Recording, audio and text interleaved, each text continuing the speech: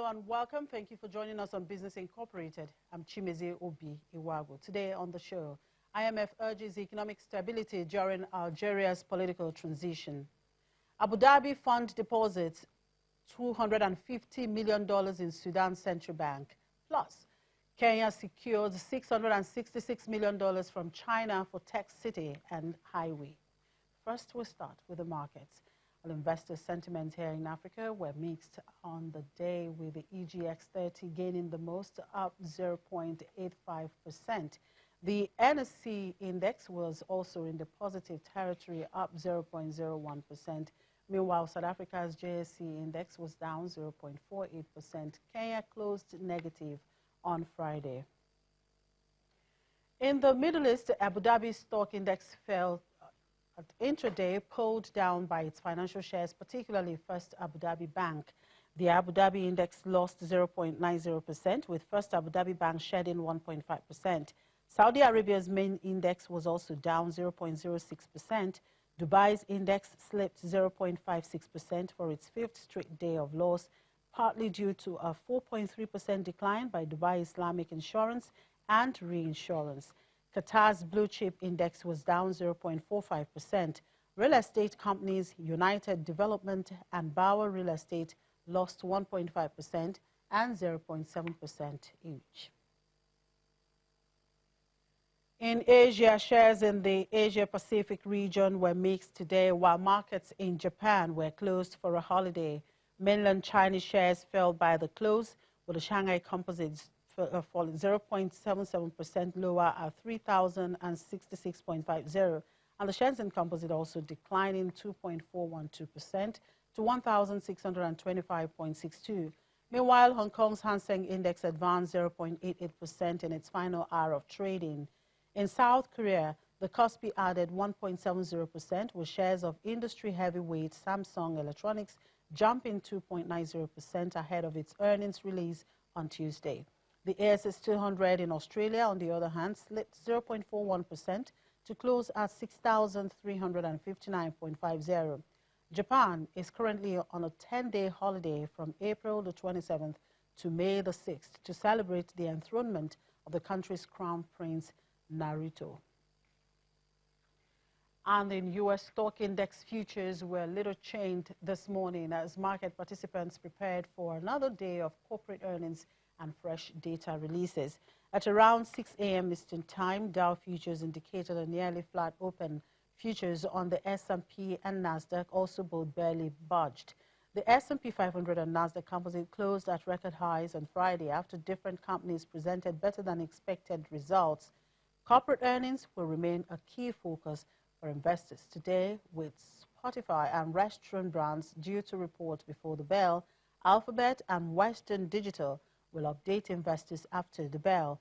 On the data front, there will be personal income and consumer spending figures released at 8:30 a.m. Eastern Time. Furthermore, investors are also tracking developments in trade talks between the U.S. and China.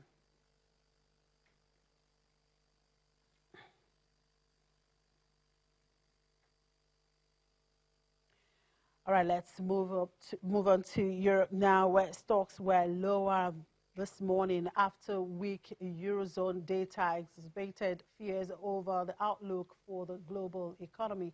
Spain's election is also being digested by market players. Let's talk to Ashutosh Pandey at the Frankfurt Stock Exchange for more from the European space. Hello, Ashutosh. Thank you for joining us. It's good to have you on board. Thanks for having me on board. Right. Well, let's start off with the election in Spain. Prime Minister Pedro Sánchez is set to return to office after his Socialist Party emerged victorious in Sunday's elections. How are the markets reacting to his victory? Well, the investors for now are keenly awaiting and seeing as to who he forms his alliance with. Because remember, he has emerged as his party has emerged as the biggest single largest party in Spain, but still is way short of majority, which means they'll have to look for alliance partners. Now he has two possibilities. Clear possibilities are, one, he goes with the business-friendly Ciudadanos knows, or he goes and forms an alliance with Podemos and the Catalan separatists. Now, the market would be more cheerful if he's actually going to form it with the market-friendly Ciudadanos, and that's the reason why, at this point of time, the markets haven't actually taken a beating the way they should have, and they were predicted to, because of the uncertainty, because the verdict has thrown some sort of uncertainty, and as a result of which IBEX, Spain's index, is actually underperforming other European indices.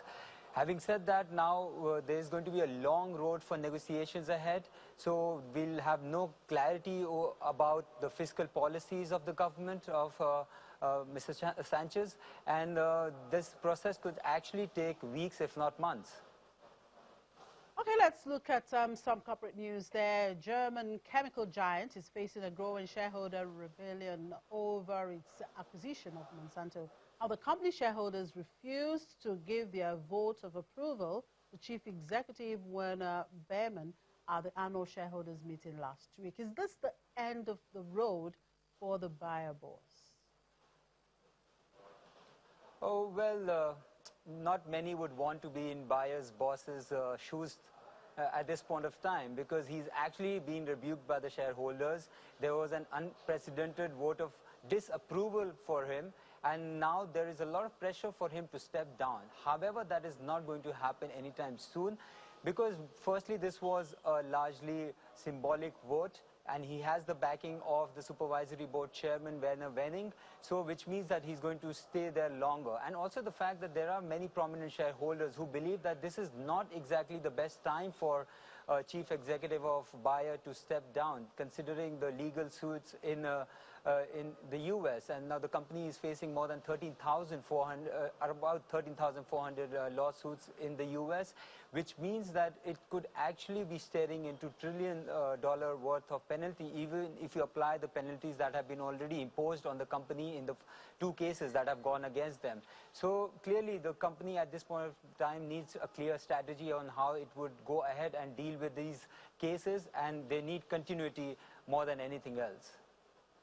All right, it's a new week, and this week promises to be a data-rich one with key economic and company results expected to be released. What numbers are the investors most keenly looking forward to? Well, some of the numbers have already begun to trickle in. This morning we had the economic confidence in Eurozone, which is now at more than 2 years low, and as a result of which most of the European indices are in the red today. Then also the fact that the investors are going to keenly wait for some data numbers from the US. And now this week, US Federal Reserve is going to make a decision on its interest rates, and while there is no surprise expected, the rates are going to remain the same. But whatever the Fed Reserve boss is going to talk about, or his ideas or outlook about the economy, is going to be key, and that is something the investors are going to look forward to. And the US jobs number are coming on Friday. Again, not much of surprise expected there, but the jobs are going to see a rise. I mean, that's what the economists expect at this point of time. China in Asia is going to release its purchase managers index. Economists again see that it's going to be further stabilizing from what it saw in March. Back here in Europe, it's going to be Bank of England, which is going to actually set its interest rate and also updates its economic updates. So clearly there are a lot of data to wait for this week, and also to digest. Let's give a tab on those data and earnings coming in this week. Thank you for your time.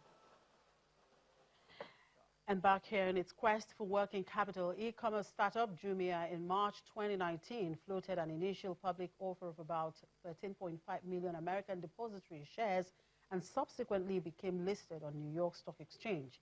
The chief executive of Jumia Nigeria, Juliet Anama, tells Channel's business producer Temple Ashaju that a poor knowledge of e-commerce investing in Africa necessitated the listing offshore.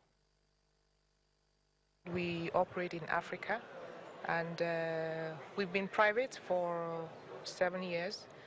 And at the point where we are looking at the ambition that we have, the opportunities ahead of us, and what we want to achieve on the continent, for us, we felt that the best way was to then have more of public investors on supporting Jumia to take us into the next phase of growth.